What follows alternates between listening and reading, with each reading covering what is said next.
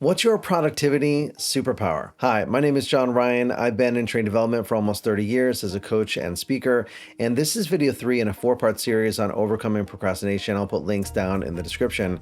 And this video is really about how to help you, your clients, and your team members identify their productivity superpowers. And the first thing to understand is that there's 3 types of energies or categories of actions, and that is creating, maintaining, and completing.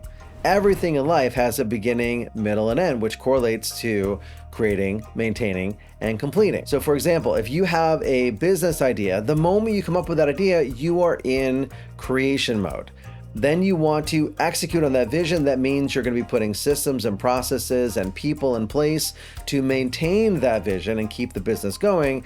And then at some point, you're going to come to a completion where you either shutter the business, you hand it off to someone else, or perhaps you sell it off to someone else, in which case it's someone else's vision now. And then they start their creation process, they maintain it, and then close it. So the cycle continues throughout life. And here's the thing, we tend to be better at one of these over the other two. So all you have to do is ask yourself, ask your employee, or ask your client, what are you best at? Starting things, maintaining things, or completing things. That's your superpower. To help you lock in this strength as part of your identity, I want to give you a couple labels that can really embody what this superpower really is all about. So if you're best at starting things, you can think of yourself as the visionary.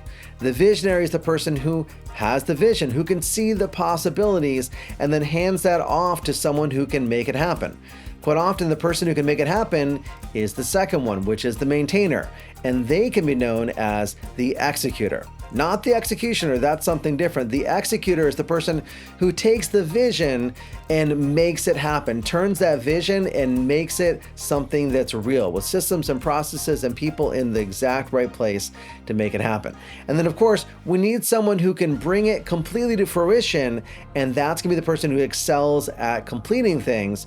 And of course, they're known as the closer. They love to make it happen, like to bring it home, and they love to finish things. Now you might be saying, okay, this is great. I love the identity of being a visionary, an executor, or a closer, but how does this help me? Why do I care? Well, knowing your superpower and those that you work with also helps you to identify their kryptonite, what's going to stop them, what's going to get them stuck and really slow them down. And then from identifying where their problems are, where they can get stuck, we can figure out what to do to actually support them. If you're a visionary working with someone who is a visionary, the challenge they're most likely going to encounter is that they don't maintain things.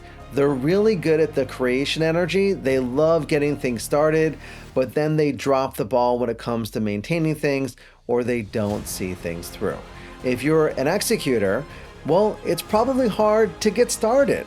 Or you get things started, but you never seem to get things all the way across the finish line because, after all, there's always some other part that we can improve to make it even better.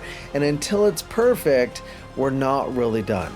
So that obviously is a challenge for someone who is kind of stuck in that maintaining, but never wraps it up and brings it to a close. And if you're a closer, chances are you're great at finishing things, but not the best at getting things started and not the best at maintaining things once they are started. So what do we do? How do we use this? Once we identify someone's superpower and we know where they tend to drop the ball, what do we actually do about it? Well, the simplest thing we can do is develop the skills.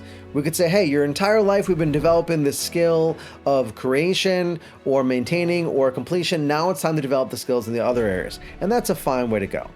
Another way to go about it is to gamify it. And that is figure out and get creative in terms of how can I apply the superpower here to make it more to their strengths than to their weaknesses and their liabilities. So one thing that I like to do to gamify it, I'm a big finisher. I love to finish things. So once I start a book or a movie or a television series, no matter how bad it is, I want to see it all the way through because I love that feeling of closing the book, finishing the movie, and having it done. Now, it could be done just by saying no, but I love to finish and see that thing through. So one of the things I do if I'm writing a book or writing a chapter inside of a book is the worst thing I can do is to stop at the end of that chapter. But why? Because I have a completion energy.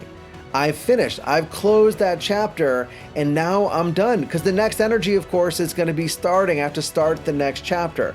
So what I do is I get really specific, I lower the bar, and write the first sentence in the next chapter. Now I've tricked my brain into thinking, I'm not starting, now I have to finish.